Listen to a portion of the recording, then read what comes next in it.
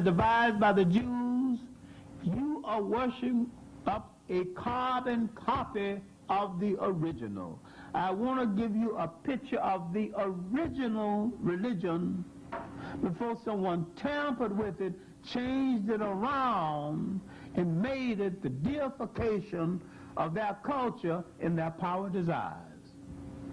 To the Western mind, religion is the deification of his culture and his desire for power. The Arabs made Islam a rationale for the slave trade. The Jews made Judaism a rationale for taking land that never belonged to them, not even in ancient times. The European made Christianity a rationale for his prejudice and his enslavement of other people. He never dared to use it in a Christian way. And I'm saying that this is a carbon copy and a debasement of the original. I'm not trying to take it away from you. I'm trying to show you the original copy as against the carbon copy. Now, the carbon copy might frighten you because you're so accustomed, the original copy might frighten you because you're so accustomed to the carbon copy, it might be a little hard for you to take. But all of these religions existed in another form before someone called them by these new names. Now, someone brought up in class last night that Islam came out of Africa. And I said, yes, the elements came out of Africa. But the religion in its formal sense is an AD religion and not a BC religion. Because you cannot bring me an Islam before you bring me the Prophet Muhammad. And the Prophet Muhammad wasn't even born until near the end of the 6th century. Now if you bring me an Islam before you bring me the Prophet Muhammad, you have to tell me where you got it from. If you say the elements that ultimately made the religion existed, I'll accept that.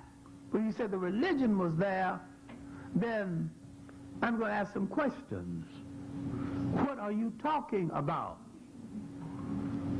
Then if you say like some of the brothers in Manhattan, our religion started, God made the first Muslim, his name was Adam, then I have to tell you, when did Adam read the Quran before everybody wrote one?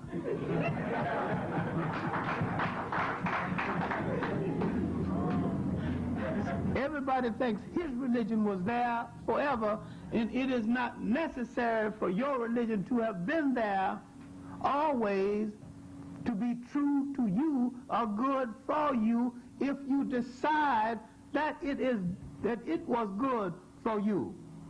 Now, what we have to do is to look at the world before any of these religions came into being in a formal sense, when they existed in an informal sense in their teaching, in the elements that later went into their making existed, but the religion in their formal sense did not exist. And look at now you have to look at the making of the elements in the Nile Valley, the making of the great religions and the great spirituality of African people, when African people had no one in the world to depend on but themselves.